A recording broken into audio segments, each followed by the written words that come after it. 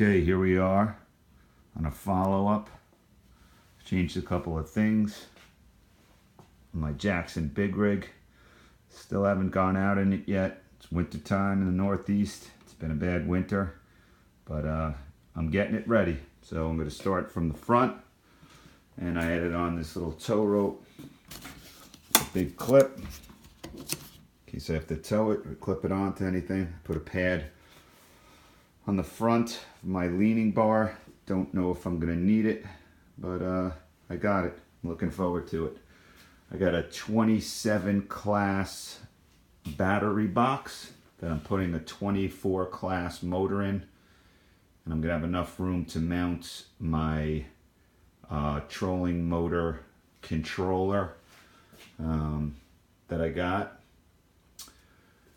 That's gonna go down there, and I'm gonna run a second 24 volt motor there, so I should get a solid 6 hours of runtime out of this thing. And I got a 40 pound thrust Minn Kota that I put on. And what I've done so far is I put in, it's not hooked up yet, but I put in a USB and voltage meter built into the middle of those two USBs, and you can actually see it through the waterproof cap. I've got my Garmin fish finder, and I made my own scupper holder for the wire, which then runs underneath the track for the pedal, and basically just runs underneath the front hatch and then comes out together with the power. The transducer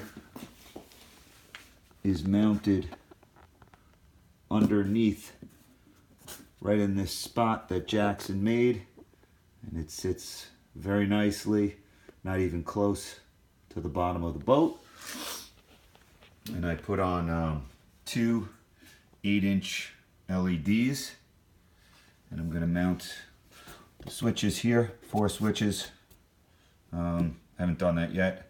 One for the fish finder, one for the USB, one for the lights, and I got a couple of lights like this. May mount on the outside of the boat if I got to deal with a fish at night, something like that, maybe just for visibility. And these are my steering cables that are going to be hooked up to the pedal, and they're going to control my trolling motor. And I also put a pair of pliers down here. You can see I got my boxes under there all rigged up, and I got a box on each side here.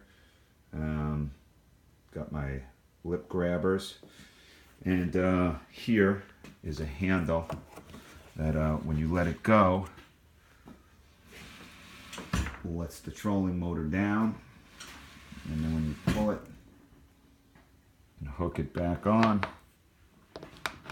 it holds the trolling motor up, and it's all contained in the hull, and then it comes out over here, and it comes up to a clip that I can release, so when I take the motor off, I don't have to disconnect anything too crazy. I have a trolling motor mount that I made out of 2 pieces of aluminum, soldered them together, and took 2 aluminum angle lines and bolted them onto a piece of wood into the already pre-drilled holes for the power pole mount. I chose to go with a motor instead. I put a pulley on here, and then it feeds down to a clamp. This is zinc, hasn't rusted yet. I have one on my other boat with an aluminum carabiner for a quick release.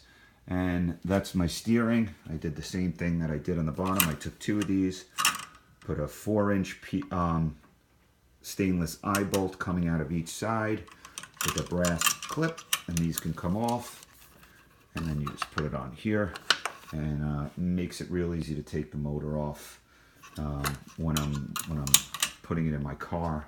If I put it on my car, I'm doing a trailer right now, And I got a couple of stickers. I have my Yak Attack light with flag. And I think that's about it so far. I'm real happy with this thing. I can't wait to get out and catch some bass. And I'll fill you in when I do the rest of the upgrades after I connect the controller for the power and the motor. And I think those other couple of lights will be hooked up.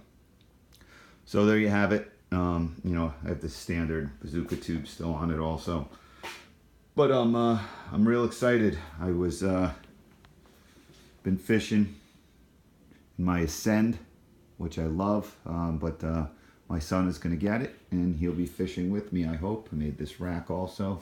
I also got an NRS.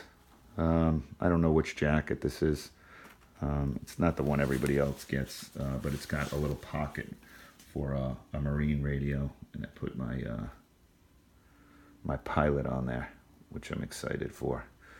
So that's it in a nutshell. And any comments, questions, leave them. I'll try and answer them. Have a good one, guys. Tight lines.